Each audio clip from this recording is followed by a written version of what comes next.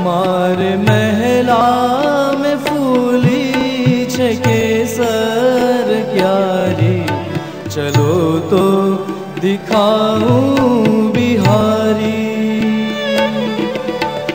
अति सुंदर बहुत अमोलक, अति सुंदर बहुत अमोलक, रंग रंगीली छे बारी, चलो तो दिखाऊं बिहारी। मारे महला में फूली छे केसर कारी, चलो तो दिखाऊं बिहारी।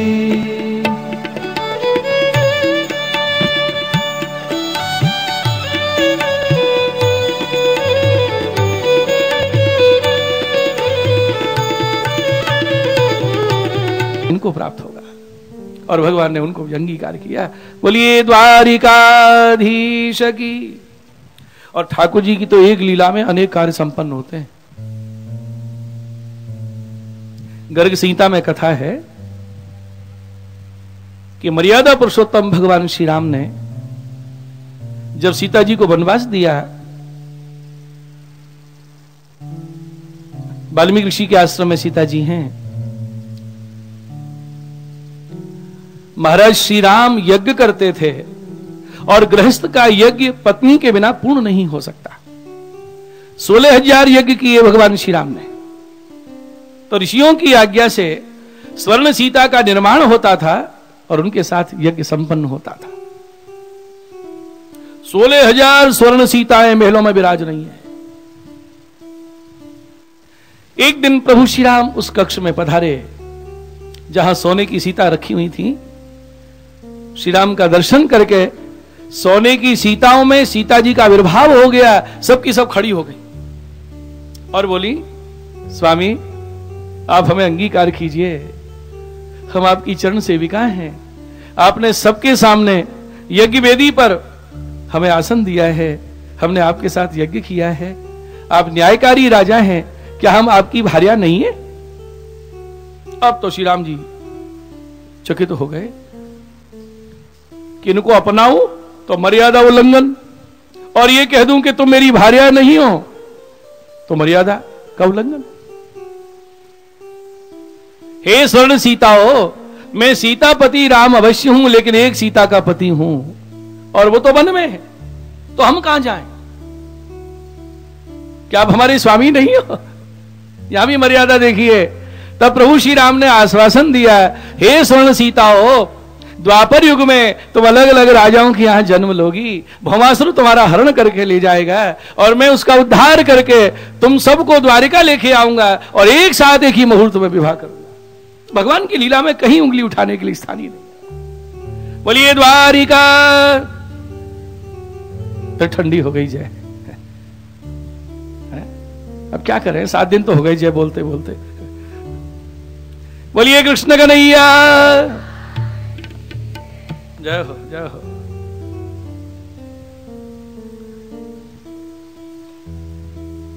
ये 9 विवाह हुए हैं भगवान के, क्योंकि 16,000 कन्याओं के साथ तो एक ही मुहूर्त में विवाह किया है। दूल्हा तो 9 बार बने ना द्वारिका में। श्री महाप्रभु जी यहां एक सिद्धांत समझा रहे हैं कि 9 विवाह लीला द्वारा भगवान जगत को यह बतला रहे हैं कि मुझे प्राप्त करने के लिए भक्ति 9 प्रकार की होती है।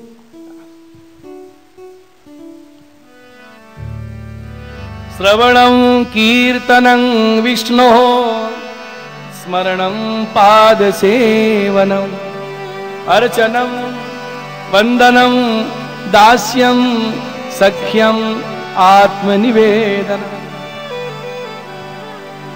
पूरे भागवत में 10 भक्ति की ही तो चर्चा है। नवदा भक्ति का स्वरूप यहां समझा रहे हैं और 10वीं प्रेम लक्षणा भक्ति गोपी जनों को सिद्ध हुई है। क्या बढ़िया संगति मिलाई है श्री महाप्रभु जी ने। रुक्मणी जी श्रवण भक्ति स्वरूपा है। एक भक्ति भी आ जाए भगवान मिल जाते हैं। रुक्मणी जी ने दर्शन नहीं किया था द्वारकाधीश का, केवल कानों से भगवान के गुणों को सुना था। उनकी पत्रिका का पहला शब्द क्या है? श्रुत्वा गुणान भुवन सुंदर क्षणवतांते। मैंने दर्शन नहीं किया है, आपके गुणों को सुना है। कीर्तन भक्ति से जामंती को भगवान मिले, स्मरण भक्ति से सत्यभामा जी, पाद सेवन से कालिंदी जी, अर्चन से मित्रविंदा जी, बंदन अग्निजिति, दास्य भक्ति भद्रा, सख्य लक्ष्मणा, और ये 16,000 कन्याओं ने आत्मनिवेदन किया है। आत्मनिवेदन भक्ति में भगवान गुण दोष नहीं देखते, मेरी शरण में आया है उसको अपना लेते हैं।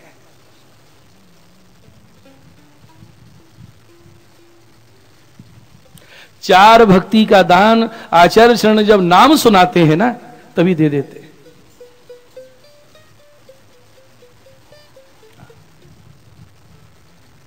और जब आत्मनिवेदन होता है, 5 भक्ति का दान, आत्मनिवेदन ब्रह्म संबंध हो गया। अब रह गई 10वीं प्रेम लक्षणा भक्ति, तो ठाकुर जी माथे पधरा देते हैं और भगवान की सेवा करो, ब्रज भक्तों की तरह भगवान को लाल लड़ाओ। तब ये नवदा भक्ति ठाकुर जी की कृपा से फलरूप हो जाती है। उसके लिए बोलिए कृष्ण कन्हैया लाल की। आत्मनिवेदन भक्ति में भगवान गुण दोष नहीं देखते, मेरी शरण में आया है उसको अपना लेते हैं। जैसे 16,000 कन्याओं पे कृपा की भगवान। खोटा भी खरा हो जाता है। समाज की दृष्टि में खोटी थी, भगवान ने पटरानी बना दिया। क्या हम सेवा के पात्र हैं? बोलो, है? ठाकुर जी को स्पर्श करने के अधिकारी हैं? कहां चिन्मय बपू, आनंद घन बपू भगवान, कहां दोष निधि जीव। अरे अपरस क्या, 100 घड़े से स्नान कर ले तो भी भगवत परस की पवित्रता हमारे पास नहीं है। लेकिन ये तो वल्लभ की कृपा है, उनकी कहानी से अंगीकार किया है कि केवल स्पर्श नहीं, श्रृंगार भी धरते हैं, अरोगते भी हैं, फोड़ते भी हैं हमारे हाथ से। खोटा भी खरा हो जाता है।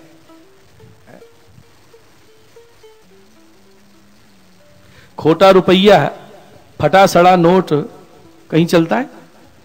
बोलो, खोटा रुपया कहीं नहीं चलता ना। मैं आपको तरीका बता दूं, 2 जगह चल जाता है। एक तो मंदिर की गोलक में और दूसरा भागवत जी की व्यास गादी में। सड़ा सड़ाया धर जाती है, बहन जी छुट्टे ले जाती है। 25 पैसे 50 पैसे चल रहे हैं क्या आजकल? व्यासपीठ पे चल रहे हैं, खूब चल रहे हैं। खोटा खरा हो जाता है यहाँ। अरे सबको खरा चाहिए तो खोटे कहां जाए बेचारे? इनके लिए जोड़ी बंद है। भगवान कहते हैं हमारी शरण में आ जाओ। खरो खरो सब लेते हैं, ठग ठाकुर और यार, तो खोटे कहां जाए? भगवान कहते हैं रही मन खोटे जनन को, ग्राहक नंद कुमार। हमारे चीज स्वामी अष्टशाह भगवती का खोटा रुपया कहीं नहीं चला, श्री विठलनाथ जी के यहां चल गया। खोटा रुपया चल गया महाराज। थोथा नारियल खरा हो गया। रही मन खोटे जनन को, ग्राहक नंद कुमार।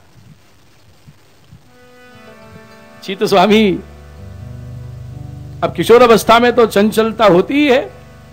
अपने मित्रों से बोले भैया गोकुल में कोई विठलनाथ जी हैं, जो जावे उनको सेवक बन जाए।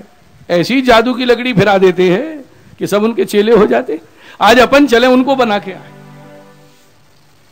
श्री विठलनाथ जी से मस्खरी करने के लिए है। चले, एक थोथा नारियल जिसमें राख भरी है और खोटा रुपया लिया, चले अपने मित्रों के साथ। जमुना जी पार करके गोकुल में आए। श्री गोसाई जी विराज रहे हैं, वैष्णव वचनामृत पान कर रहे हैं। श्री स्वामी पीछे बैठे। आज तक श्री विठलनाथ जी को देखा थोड़ी है, वचनामृत हो रहा है। श्री विठलनाथ जी ने दृष्टि ऊंची करके श्री स्वामी को देखा। जब वो पीछे बैठने लगे तो बीच में ही श्री गोसाई जी आज्ञा कर रहे हैं, छीत स्वामी वहां नहीं, आगे आके बैठो। चीतू के कान खड़े हो गए, आज तक देखा नहीं और मेरा नाम भी जानते हैं। आगे बैठ गए। जब नाम जानते हैं तो मेरी क्रिया भी जानते हो। उपरने में छुपा लिया नारियल और रुपया। फिर वचनामृत प्रारंभ हो गया। अब वचनामृत करते जा रहे हैं और छीतू की ओर देख के मुस्कुराते जा रहे हैं। बीच में आज्ञा करी एक वैष्णव को, वैष्णव ये छी स्वामी हमारी भेंट लेके आए हैं, इनसे ले लो। अब तो जो हाथ कपे छी स्वामी के, अभी मेरी पोल खुलेगी, सब हंसी करेगी। रुपया लिया, श्री गोसाई जी ने आज्ञा करी बाजार में से सूखी मेवा खरीद के ले आओ सामग्री। जो रुपया लेके वो वैष्णव उठे ना, तो छी स्वामी यो कर रहे हैं, कान में बोले भैया खोटा है, चलेगा नहीं। गोसाई जी ने आज्ञा करी तुम बैठ जाओ, वो सामग्री ले आएंगे। अब वो वैष्णव तो गए, अब छी स्वामी की जो छाती हो रही धक धक धक धक, क्या होगा। सामग्री लेके आए, सामने पधरा दी। फिर गोसाई जी ने आज्ञा करी इनसे नारियल भी ले लो। नारियल लिया, थूथा नारियल महाराज, इसको फोड़ो। जो वैष्णव ने पत्थर पे पटकने के लिए नारियल उठाया ना, छी स्वामी यूं कर रहे हैं भैया मत पोल खोले मेरी। पत्थर पे पटका, दो फाड़ हो गई, सब देख के चकित हो गए। सफेद दूध या गरी निकली महाराज, जल निकल रहा है उसके अंदर। अब छी स्वामी की दशा क्या हो गई। खोटा रुपया चल गया, सामग्री रखी है, नारियल हरा हो गया सामने रखा है। और छी स्वामी ने जब दृष्टि ऊंची करके श्री गोसाई जी का दर्शन किया, तो कैसे दर्शन हुए, साक्षात नंदनंदन श्री कृष्ण गोवर्धन धरण विराज रहे हैं, ये दर्शन हुआ। किसी को नाम सुना के अपनाया, किसी को ब्रह्म संबंध दीक्षा देके अपनाया, और यहां तो दृष्टि से ही कृपा का दान कर दिया। दृष्टि से ही देखा, स्वरूप ज्ञान करा दिया। शीत स्वामी की वाणी स्फुरित हो गई, बार बार दंडवत कर रहे हैं। गोसाई जी की कृपा का अनुभव हो रहा है, और इधर अपने अपराध का स्मरण होता है। बहुत मन में पश्चाताप, धिक्कार रहे हैं अपने आप। और उसी समय ये कीर्तन गाया है शीत स्वामी।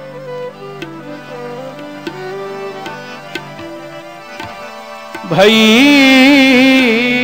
मेरी गिरधर सो पहचान, भई मेरी गिरधर सो पहचान, भई मेरी गिरधर सो पहचान, भई मेरी गिरधर सो पहचान।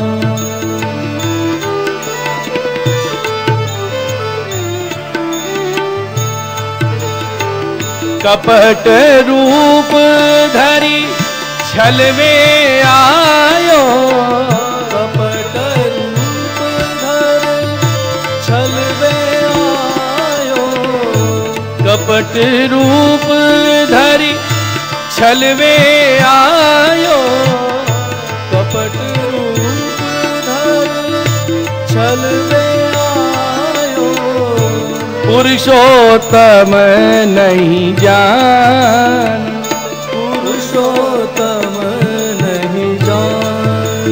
भई मेरी गिरधर सो पहचान, भई मेरी गिरधर सो पहचान। शब्द देखिए, पहले क्या गाया छी स्वामी ने, भई मेरी गिरधर सो पहचान। श्री विठ्ठल सो पहचान नहीं कहा, गिरिराजधारी जो श्री कृष्ण है वो यही है, मैं पहचान गया। दर्शन करते ही भगवत भाव हुआ गोसाई जी के प्रति। और दूसरी पंक्ति में क्या बोले,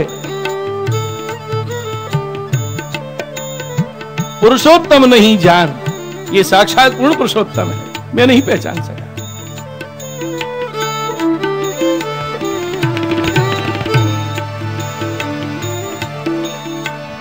छोटो बड़ो कछु नहीं समझत, छोटो बड़ो कछु नहीं समझत, छाई रहो अज्ञान, छाई रहो अज्ञान। भई मेरी गिरधर सो पहचान, भई मेरी गिरधर सो पहचान।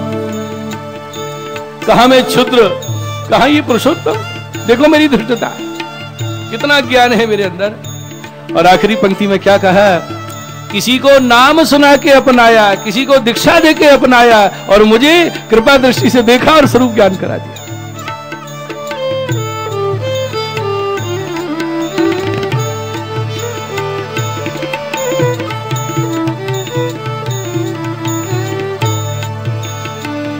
चीत स्वामी देखत अपनायो, चित स्वामी देखत अपनायो, चीत स्वामी देखत अपनायो, चित स्वामी देखत अपनायो, श्री विठ्ठल कृपा निधान, श्री विठ्ठल कृपा निधान, भई मेरी गिरधर सो पहचान, भई मेरी गिरधर सो पहचान, भई मेरी गिरधर सो पहचान, भई मेरी गिरधर सो पहचान। वाह,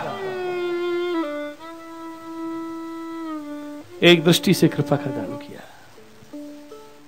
संघ के जो मित्र आए थे ना, क्या बोले आपस में, गुसाई जी को टोना लग गया, छीतू है, यहां से भागो नहीं, हमारे ऊपर भी जादू का असर हो जाएगा।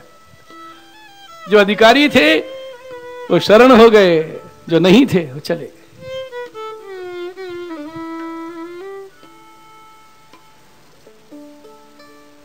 चित्त स्वामी को आज्ञा करी, जाओ नवनीत प्रिया जी के दर्शन करके आओ। मंदिर में गए, क्या देखा है, श्री विठ्ठलनाथ जी आरती निहार रहे हैं। जाओ, अभी तो बैठक जी में थे, अंदर से रास्ता होगा, और जब बैठक जी में आए तो क्या देखा, वहां भी विठ्ठलनाथ जी, दोनों जगह दर्शन किए महाराज। दूसरे दिन आज्ञा करी, गोवर्धननाथ जी के दर्शन कर आओ। श्रीनाथ जी के दर्शन करने गए, प्रातःकाली चले, राजभोग समय पहुंचे, और क्या देखा छी स्वामी ने, श्री विठ्ठलनाथ जी राजभोग आरती निहार रहे हैं। ब्रजवासियों से पूछी, श्री गोसाई जी कब पधारे? ब्रजवासी बोले, वो तो गोकुल विराज रहे हैं। अब श्री स्वामी के मन में यह बात दृढ़ हो गई कि ये स्वयं ही ठाकुर सेवा करके जगत को सेवा की रीत सिखा रहे। मंदिर में दर्शन, बैठक में दर्शन, श्रीनाथ जी के मंदिर में दर्शन, ये सब कृपा करके तब गोसाई जी ने उनको दीक्षा दी। कृपा में कितनी सामर्थ्य है महाराज, क्या कृपा हुई है श्री स्वामी के ऊपर। और श्री गोसाई जी के चरणों को छोड़ गए नहीं कहीं। एक बार बीरबल की बरसोटी लेने गए थे, ठोकर मारे आए, चरणारविंद में ही रहे गोसाई जी। तो ये भगवदियों के प्रसंग प्रमाण है, किस तरह से एक खोटा भाव लेके आए थे और उनको एक खरा भगवदी वैष्णव बना दिया।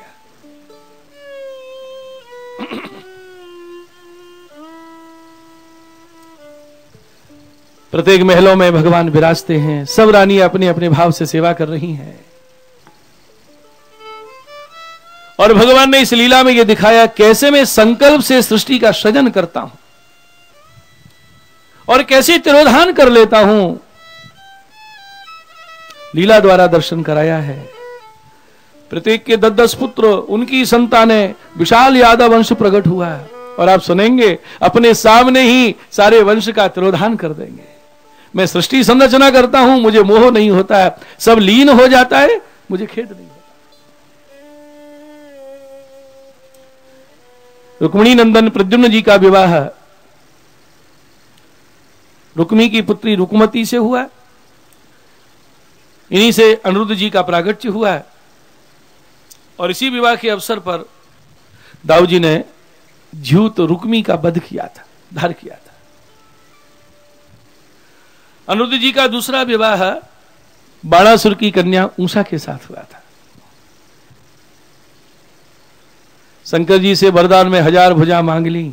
कथा में यह बताया है कि ब्रह्मा शिव जी मन माने वर देते हैं, लेकिन उससे उद्धार नहीं होता है, और भगवान जरा क्रोध करके मद चूर्ण कर देते हैं, कल्याण हो जाता है। देवन की दया श्याम को क्रोध, सो नहीं होत समान परस्पर जानत संत सुबोध।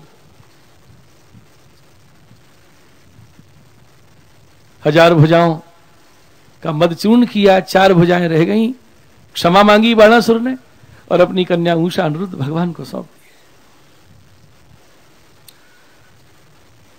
बोलिए द्वारिकाधीश की, कृष्ण कन्हैया लाल की। भगवान ने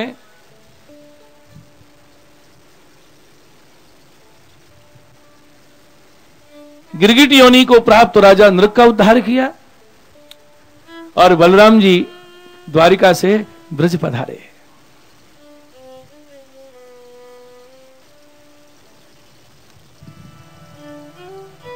गोपियों से मिले, नंद यशोदा से मिले। गोपियों ने उपालम दिया बलराम जी को। क्वचित स्मृति वा बंधून् पितरं मातरं च सः, अप्यसौ मातरं द्रष्टुं सकृदप्यागमिष्यति।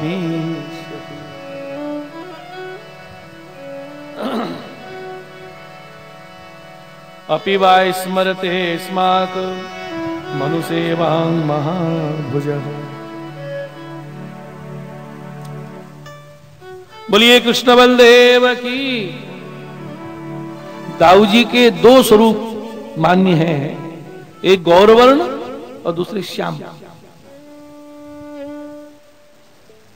आज दाऊ जी जो ब्रज में पधारे हैं ना, ये भगवान कृष्ण का स्वरूप धर के पधारे हैं, भगवान कृष्ण का आवेश लेके पधारे हैं।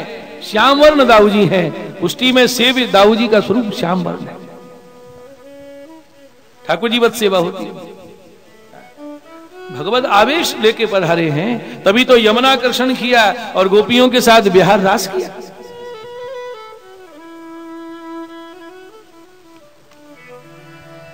गोपियों ने उपालम दिए हैं। इति प्रहसितं शौरे जल्पितं चारुवीक्षितं, गतिं प्रेम परिष्वंगम स्मरन्त्यो रुरुदु स्त्रियः। भगवान की एक एक लीला याद आ रही है, मानो भगवान उनके सामने प्रकट हो गए हैं। आंसू झराए गोपियों के और दाऊ जी से कहने लगी,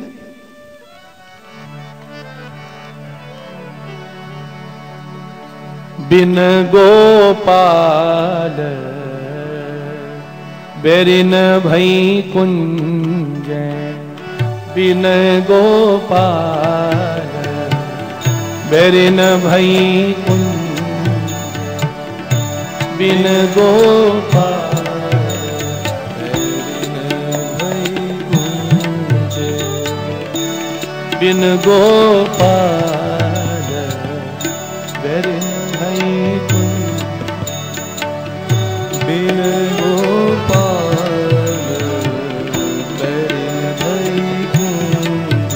कृष्ण के बिना ये निकुंज हमें बेड़ी के समान लगते हैं।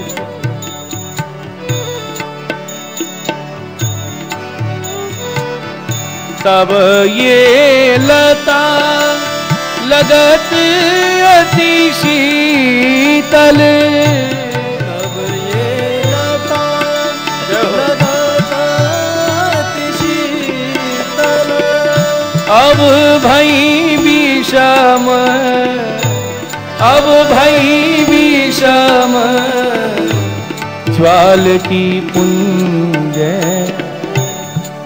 बिन गोपाल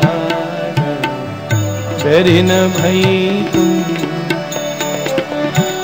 बिन गोपाल बेरिन भई कुंज, बिन गोपाल बेरिन भई कुंज।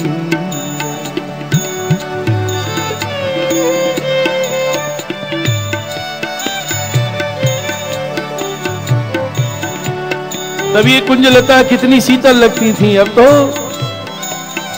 अब भाई विषम ज्वाल की पुंजे आग के समान जलाने वाली प्रतीत हो।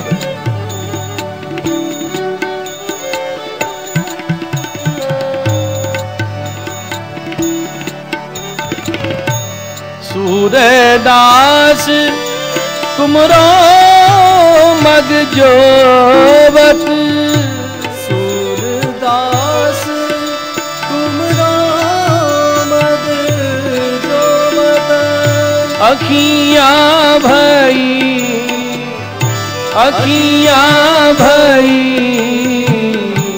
बरन जो गुंजे बिन गोपाल, बिन भई बिन गोपाल, बिन भई कुंजे बिन गोपाल, बिन भई कुंजे बिन गोपाल, बिन भई कुंजे बिन भई कुंजे बिन भई कुंजे। अपनी माता रोहिणी जी को साथ लेके पधारे। नंद महोत्सव के श्लोकों में सुखदेव जी वर्णन करते हैं, रोहिणी च महाभागा नंद गोपाभिनंदिता, विचरत दिव्यवासा शक कंठाभरण भूषिता। रोहिणी जी को महाभागा कहा है सुखदेव जी महाराज ने। श्री महाप्रभु जी आज्ञा करते हैं कि वसुदेव जी की पत्नियों में रोहिणी जी महाभाग्यवान हैं। क्यों? अरे देवकी जी के तो भगवान प्रकट हुए, उनको महाभाग क्यों नहीं कहा है? जिनके पुत्र हैं कृष्ण, उनको महाभागा नहीं कहा, रोहिणी जी को कहा। क्यों? रोहिणी जी को दाऊ जी साथ ले गए द्वारिका। श्री महाप्रभु जी समाधान करते हैं कि भले ही भगवान देवकी पुत्र हैं, लेकिन भगवद लीला का, बाल लीला का सुख देवकी को नहीं मिला, वो रोहिणी जी को मिला है। रोहिणी जी ने ब्रजलीला का भी आनंद लिया है, और अब दाऊ जी द्वारिका ले गए हैं तो द्वारिका लीला का भी दर्शन कर रही हैं। उभय लीला की दृष्टा है रोहिणी जी। वो महाभाग्यवान है। घर में ठाकुर जी विराजते हैं, कौन के माथे विराजे हैं? बोले हमारी सासू जी के माथे। उनके लिए पुष्टे ठाकुर जी, उनके लिए विराजे। अब पुत्र पुत्र वधू बच्चे सब सेवा में पहुंच रहे हैं गुरुदेव की आज्ञा से। ठाकुर जी उनके हैं, तो लालन कौन के हैं? माता जी के, और लाभ ले रहे हैं सब सेवा वाले। अब इनमें किस पे रीझ जाएं ठाकुर जी? किसी को स्वप्न में आज्ञा दे रहे हैं कि ये भोग धरो, ये श्रृंगार कराओ, ये करो, तो बताइए जिनके माथे विराजे हैं वो महाभागा है कि जिनको आज्ञा हो रही है, सानुभाव हो रहा है, वो महाभागा है। बोलिए। हमने तो ऐसे ऐसे घर देखे हैं कि माथे जिसके विराजे हैं वो सेवा ही में नहीं पहुंचे और घर के और सदस्य लाभ ले रहे। कैसी विडंबना है ये महाराज। हमारे यहां तो सानुभाव का ही महत्व है। गोरजा समराई सास बहू थी ना, ठाकुर जी सासू जी के माथे विराजते थे। सिंगनद गांव में रहती दोनों। और महाप्रभु जी जब थानेश्वर पधारे, सरस्वती उल्लंघन नहीं करते थे, तो अब थानेश्वर विराज रहे हैं। सास सेवा में पहुंचती, अब बहू को ब्रह्म संबंध बाहर की सेवा लेवे, भीतर नहीं नभावे ठाकुर जी की सेवा में। सासू जी अपने हाथ से श्रृंगार करे, भोग धरे सास, और प्रचारकी में नभा लेती थी। अचानक समाचार मिला कि श्री महाप्रभु जी पधारे हैं, तो सासू जी बोली बहू से, अब तो सेवा में पहुंचना पड़ेगा। ठाकुर जी को बढ़िया सामग्री भोग धरियो और सावधानी से सेवा करियो, नहीं तो ठाकुर जी अरोगे ना है। सास गई सेवा में महाप्रभु जी के दर्शन करने, और बहू सामग्री सिद्ध करके जब राजभोग धर रही है, पहली बार धरे वाने राजभोग। आज मैंने बड़ी सावधानी से सामग्री सिद्ध करी, आप अरोगो। महाप्रभु जी की कानी दीनी टेरा किया है। और जब समय वह भोग सराय में गई तो क्या देखा है? थाल यूं का त्यों सजा रखा है, एक ग्रास भी नहीं अरोगे। बहू सोचने लगी कछु अपराध बन गयो। सासू जी समझा के गई है, कोई भूल चूक हो जाए तो ठाकुर जी रोके ना आए। हाथ जोड़ के बोली बाबा अभी रसोई करूं दोबारा। फिर चौका धोया, पात्र घासा किए, दोबारा सामग्री करी, फिर भोग धराया। और जब भोग सराए वैसी की वैसी सामग्री। रोवे लगी, कहां अपराध बन जाए, आप बोलो ना हो, क्या करूं मैं। तीसरी बार रसोई करी महाराज। सांझ हो गई है, रोती जा रही है, रसोई करती जा रही है। आज ठाकुर जी भूखे हैं। तीसरी बार जब राजभोग धरे, आंखन में आंसू आ गए। मैंने बड़ी संभार के सामग्री करी है, भूल चूक बहुत विचार करके सामग्री करी है, अब तो आप रोको बाबा। आज कितनी देर रह गई, आपको सहन हो जानी चाहिए और मैं राजभोग धर रही हूं। और जब तीसरी बार भोग सराए तो फिर वैसे की वैसे, अब तो पछाड़ खा के मूर्छा गिर पड़ी महाराज। बड़ा विरह बढ़ गया। चौथी बार रसोई तो करी है, पर हृदय की दशा क्या है, आंसू नहीं बंद हो रहे महाराज। क्या अपराध बन रहा है, आंसू और किसी कारण से नहीं है, ठाकुर जी भूखे हैं आज। जब चौथी बार सब वस्तु साज के धरती जा रही है और मन में एक ही दुख, कहीं फिर चूक ना हो गई हो। टेरा पकड़ के सरकाए में लगी, भगवान को विनती कर रही है राजभोग रोकने की, तो उसका विरह ठाकुर जी सहन नहीं कर सके और स्वरूप में साक्षात ठाकुर जी प्रकट हो गए और खड़े होके वहां को हाथ पकड़ लिया। अब टेरा रहने दे, मैं तेरे सामने ही भोजन करूंगा। टेरा दूर हो गया, ठाकुर जी भोजन कर रहे हैं और समझायो, देख मेरे हाथ में पद्म है, वस्तु घटे ना है, एक ग्रास रोगू दूसरो प्रकट है जाए। आज तो मैंने चारवें राजभोग रोग्यो है, तूने बड़ी प्रीत से सामग्री में भोग धरी, अब चिंता मत करे, अब तू प्रसाद ले। साक्षात ठाकुर जी अरोग रहे हैं और वह अधरामृत बहू ने लिया है। माथे विराजे सासू जी के और सानभाव का सुख दिया ठाकुर जी ने विशेष बहू को। जब सासू जी लौट के आई, ऐसा नहीं कि सास पे कृपा नहीं थी, लेकिन विशेष कृपा बहू के ऊपर हुई है।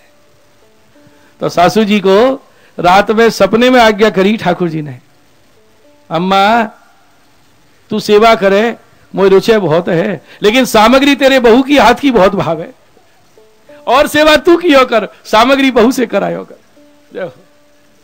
प्रातः काल सासू जी आई, बहू के पास बोली, अरे बहू एक दिन में तेने कहा कर दियो मेरे ठाकुर जी के ऊपर, तेरे हाथ की सामग्री ऐसी रुचि है श्याम सुंदर को। तो जिसको प्रभु ये सुख दे रहे हैं वही महाभाग्यशाली है। रोहिणी जी ने ब्रजलीला का भी आनंद लिया है, द्वारका लीला का भी दर्शन किया है।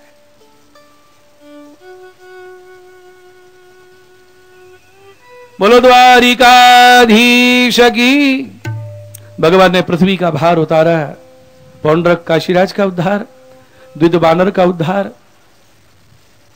पौंड्रक पाखंडी क्या कहता था, मैं ही वासुदेव कृष्ण हूं, द्वारका वाले झूठे हैं, मैं सच्चा हूं। महाराज ये कलयुग में होता हो ऐसी बात नहीं है, भगवान के समय में भी होता था। तुम कृष्ण नहीं हो, मैं कृष्ण हूं, मैं भगवान। उस समय भी थे पाखंडी और उनके समर्थक भी बन जाते हैं। काशीराज पौंड्रक का समर्थक बन गया, मैं भगवान हूं, मैं ही वल्लभ हूं, मैं ब्रह्म संबंध भी दे सकता हूं। ये कलयुग में हो जाता है महाराज, लेकिन हमें विवेक चाहिए, विवेक हमारे पास होना चाहिए है? अरे श्री वल्लभ के जो वंशज हैं, जिनके अंदर महाप्रभु जी ने अपना महात्म्य स्थापित किया है, जिनके लिए भगवत आज्ञा हुई है, इतर कहीं भी दीक्षा लेना तो गर्त में गिरना है महाराज।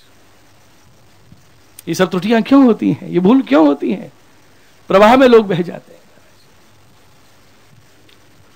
क्या भगवान के अलावा कोई भगवान हो सकता है? क्या आचार्यों के अलावा कोई आचार्य हो सकता है? आचार्यों की दो परंपरा हैं, एक गादी परंपरा, दूसरी वंश परंपरा, चतुर्थ संप्रदायों में। तो गादी परंपरा में चयन करके गादी पर विराजमान किया जाता है, और वंश परंपरा में तो प्रकट होते ही वो वल्लभ है साक्षात। इसलिए बाबा श्री का जन्म हुआ ऐसा नहीं बोलते, प्रागट्य हुआ है। स्ववंशे स्थापिता शेष स्वमहात्मा है। कोई शंका है क्या? श्रीनाथ जी के मंदिर में जन्माष्टमी मन रही है, नंद महोत्सव हुआ और श्री परमानंदास जी बधाई गा रहे हैं। क्या बधाई गाई मालूम है? क्या गाया? पहले आशीर्वाद दिए जाते थे बहुओं को, माता जी देती थी, घर वाले बड़े देते थे। आजकल आशीर्वाद कम देते हैं लोग। क्या कहते थे बहू से?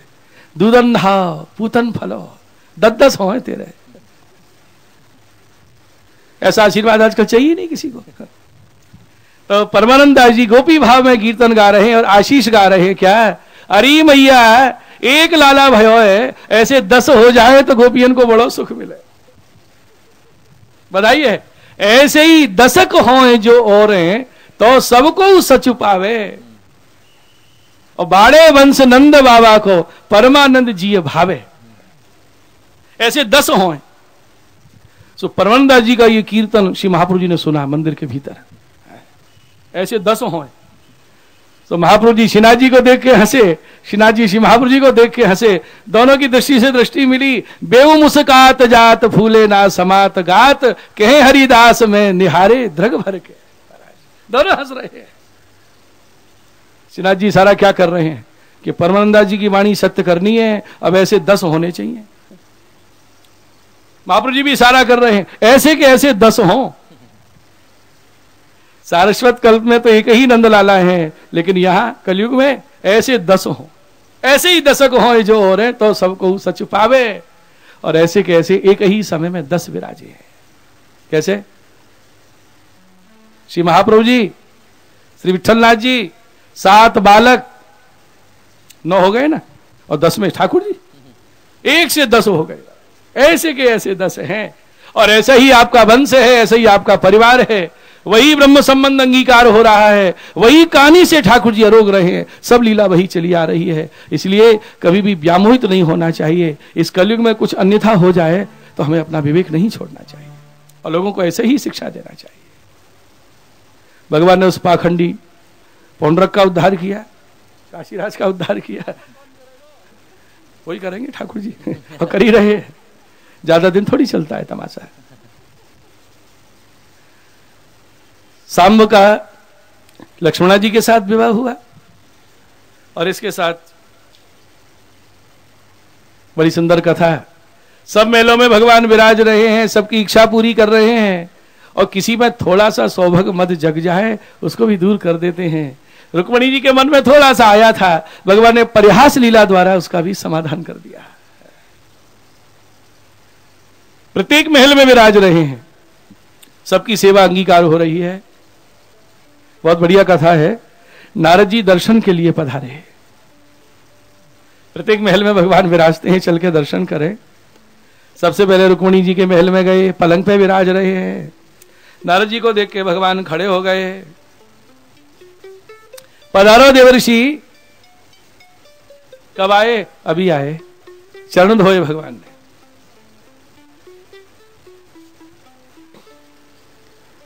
नारद जी के चरण धोए ठाकुर जी ने। अरे जिनका चरणों तक गंगा जल सबको पवित्र करने वाला है, भगवान नारद जी के चरण पखार रहे हैं। तस्या वनिज्य चरणौ तदप स्वमूर्धना बिभ्रज जगत गुरुतरोपि सतां पतिरिः ब्रह्मण्य देव इति यद्गुणनाम युक्तम् तस्यैव यच्चरण शौचमशेष तीर्थम्। नारद जी भले पधारे, आज यहीं विराजो। नारद जी बोले मुझे बहुत जगह जाना है भगवान, आज फिर आऊंगा। दूसरे महल में गए, क्या देखा? संध्या वंदन कर रहे हैं। खड़े हो गए भगवान। पधारो देवर्षि। कब आए? नारद जी चकित होकर देख रहे हैं, कब आए? अभी तो मिले रुक्मणी के महल में। फिर चरण धोए, आज यहीं विराजो, मुझे बहुत जगह जानो है, फिर आऊंगा। तीसरे महल में गए, क्या देखा? हिंडोरा झूल रहे हैं।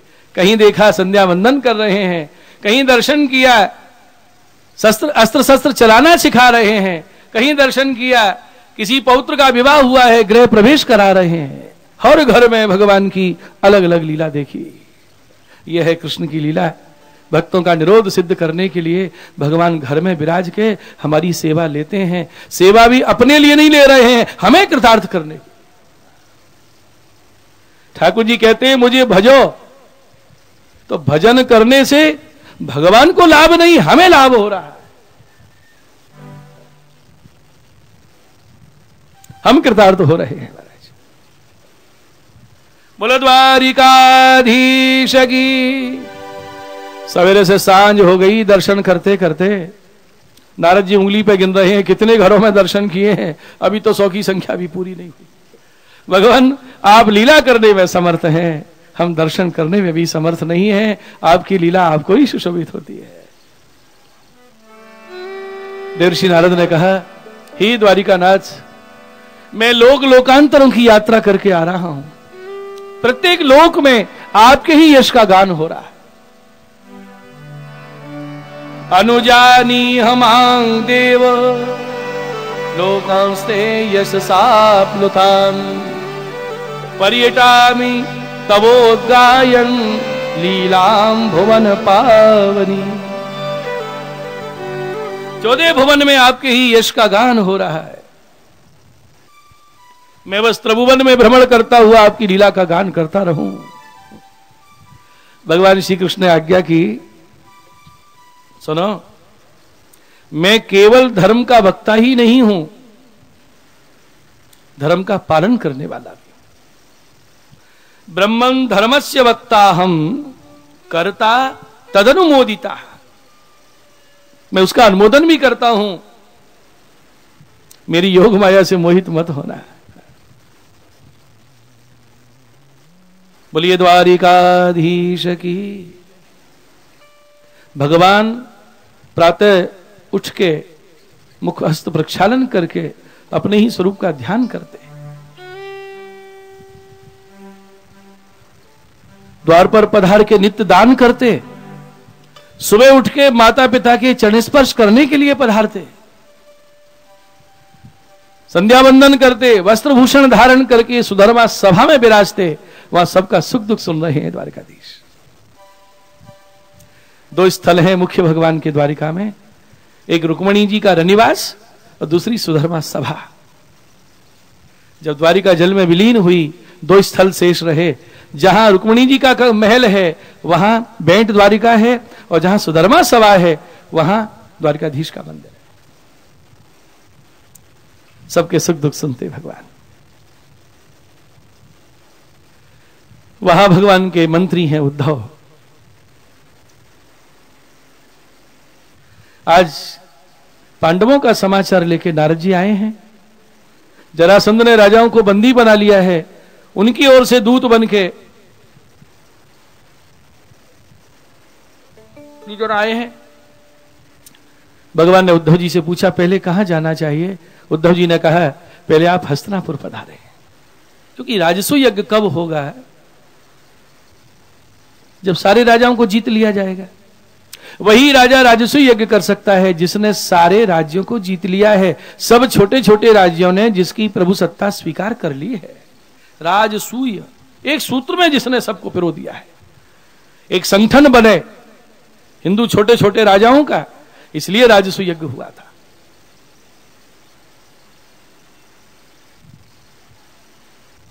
द्वारिकाधीश पधारे, पांडवों ने आगवानी की।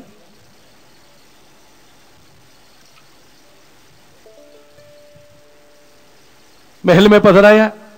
भगवान ने पूछा सबने प्रभु सत्ता स्वीकार कर ली। युधिष्ठिर ने कहा जरासंध अपनी हार नहीं मान रहा है। भगवान ने कहा ए अर्जुन, ए भीम, चलो मेरे साथ।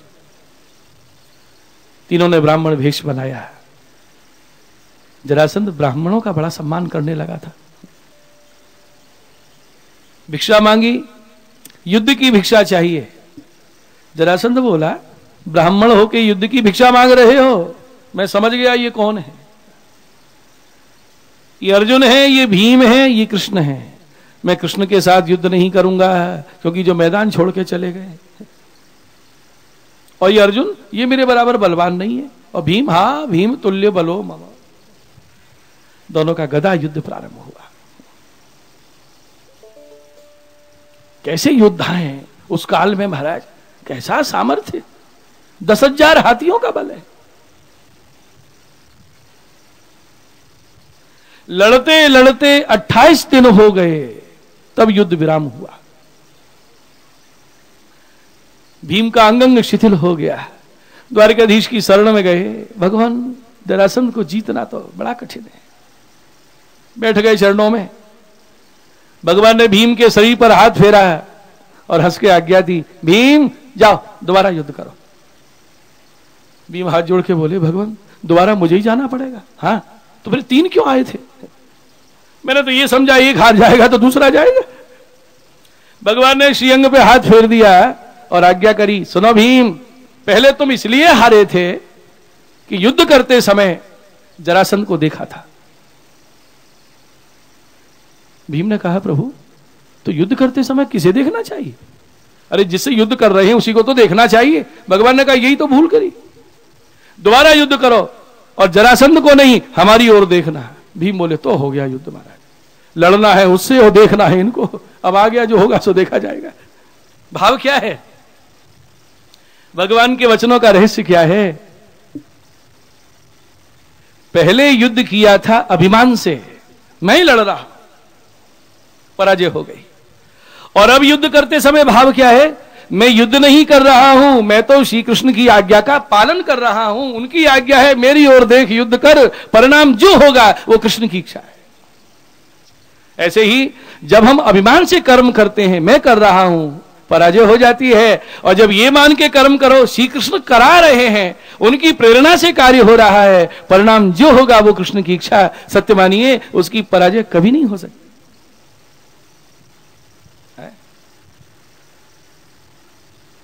एक बार मन में ये बात बैठा तो लें कि यो गोपाल को सब होए, जो माने अपनो पुरुषार्थ अतिशय झूठो होए।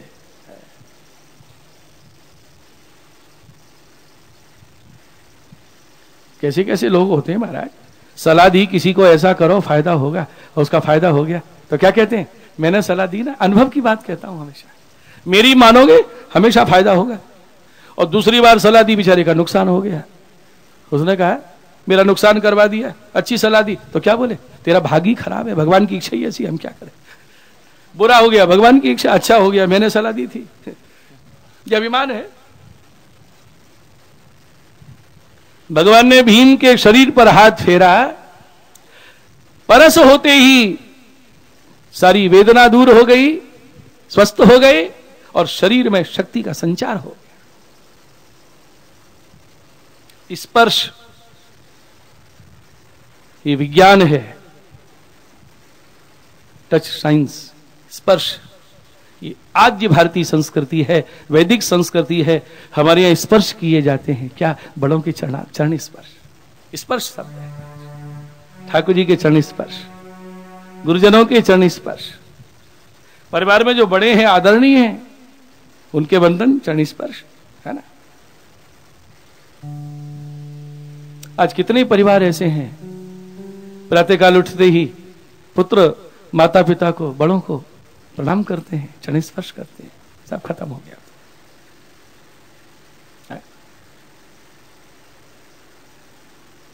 शरीर में दिव्य शक्तियों का संचार होता रहता है। जो जितना महान है, जितना धर्मनिष्ठ है, उसके अंदर उतनी ही ज्यादा शक्ति। बोलिए श्री वल्लभाधीश की, कृष्ण कन्हैया लाल की। तो स्वरूप ज्ञान है भगवान का। दोनों प्रकरण में 4 उप प्रकरण है। चतुर्विश्य जन्म प्रकरण के 4 अध्याय, चतुर्विश्य तामस प्रकरण के 4 उप प्रकरण, प्रमाण प्रमेय साधन फल। चतुर्विश्य तीसरा चतुर्विश्य तामस प्रकरण के 4 उप प्रकरण राजस के, लेकिन सात्विक में 4 नहीं है, त्रिभिश तथा। ये 3 कौन कौन से हैं? प्रमेय, साधन और फल। षड्भिर विराजते यो सवु। अंतिम 6 अध्याय जो हैं श्रीमद् भागवत दशम स्कंद उत्तरार्ध के, श्री महाप्रभु जी इनको गुण प्रकरण कहते हैं। ये दशम स्कंद निरोध लीला का उपसंहार है।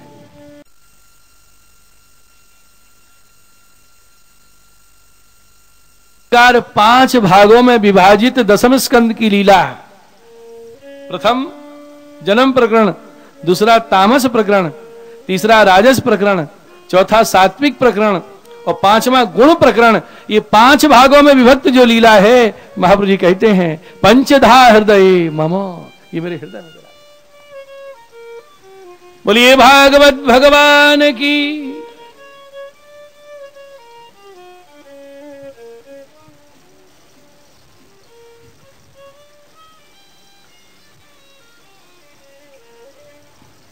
स्पर्श पर बात चल रही थी है?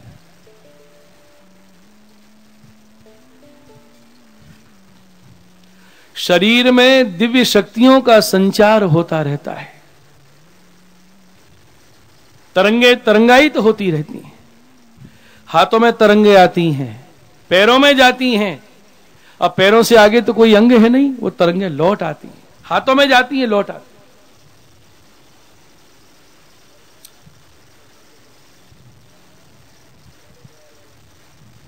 पहले जमाने में बहू जब सासू जी के चरण छूती थी ना, कैसे होता था मालूम? हमारे उधर की रीत है, पहले खूब उनकी पिंडली कस के दबाती थी, ऐसे ऐसे खूब दबा के फिर चरण छूती थी। क्यों?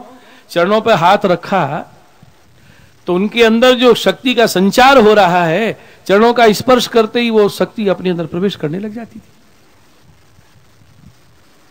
हाथ से स्पर्श किया तो शक्ति प्रवेश कर गई, और सिर पे हाथ धर के आशीर्वाद दिया तो हाथों से जो तरंगे निकल रही हैं वो मस्तिष्क द्वारा सुषुम्ना नाड़ी में प्रवेश कर जाती थी। अब मुफ्त में कैसे लू शक्ति? थोड़ा चरण दबा दूं इनके, थोड़ा तो सेवा कर देना। माता पिता के चरण स्पर्श होते थे, गुरुजनों के हम चरण स्पर्श करते हैं।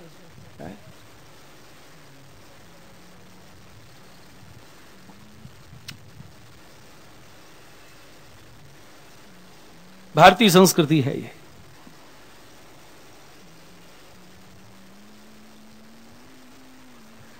और जब मार्ग में जा रहे हैं, बहुत लोग परिचित मिलते हैं। हमारी संस्कृति क्या सिखाती है? जो हाथ जोड़ के कहते हैं ना, नमस्ते, नमस्कार, प्रणाम, जय श्री कृष्ण, ये हमारी संस्कृति है। इसका भाव क्या है मालूम? अब अपने अंदर जो भजन से शक्ति संचार हुआ है, हाथों में तरंगे आ रही हैं, अब मुफ्त में क्यों बांटें सबको? जो हाथ जोड़ लिए, इस हाथ की इसमें जा रही है तरंगे, इस हाथ की इसमें जा रही, मेरी चीज मेरे ही पास है। अब ये तो हम भूलते जा रहे हैं।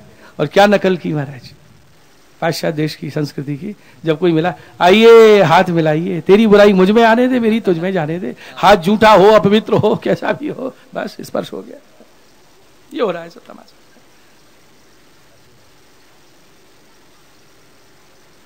हमारे यहां जब बिछड़ते हैं ना, कल आप सब विदा हो जाएंगे, तो आंखों में आंसू आ जाते हैं। ये नहीं कहते जाओ, क्या कहते हैं? आप जो पीछे मिलना है, मिलने की आशा है, आशा रखते हैं, पीछे आना। ये हमारा बिछड़ने का ढंग है, ये हमारी विदाई का ढंग है। अब सब भूलते जा रहे हैं महाराज, ऐसे नकलची बन गए हैं।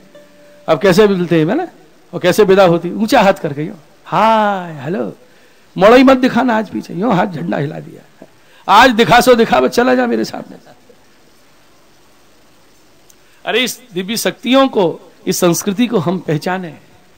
भगवान ने हस्त स्पर्श कराया और भीम में शक्ति संचार हो गया।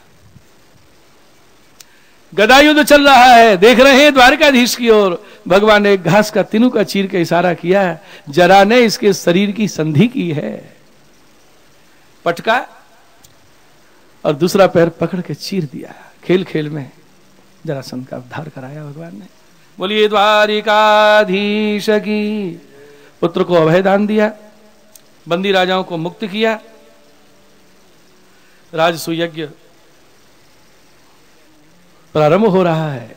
बड़ी बड़ी समितियां बनी हैं, ये सेवा हम करेंगे, ये सेवा हम करेंगे, ये सेवा हम करेंगे।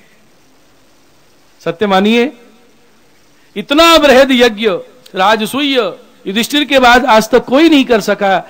वो यज्ञ कैसे संपन्न हो गया था, वहां द्वारकाधीश विराज रहे थे, उन्हीं की कृपा बल से ये महान यज्ञ संपन्न हुआ है। और इस कलयुग का सबसे बड़ा यज्ञ है श्रीमद् भागवत सप्ताह यज्ञ, और वो भी अष्टोत्तर शत, 108 से भी ज्यादा पोथी जी विराज रही है। इस कलयुग में ऐसे महायज्ञ कब संपन्न होते हैं?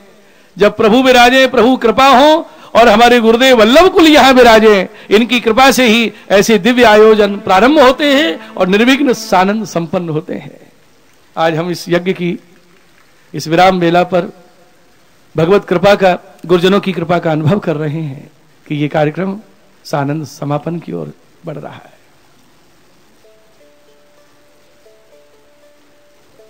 भगवान की अग्र पूजा हुई, अभिषेक हो रहा है, शिशुपाल से नहीं देखा गया। अरे वही कृष्ण है जब मैं दूल्हा बन के गयो और दुल्हन को हरण करके ले गए। जिसने मुझे अपमानित किया वो मेरे सामने सम्मानित हो रहा है। बड़ी सभा में गालियां दी।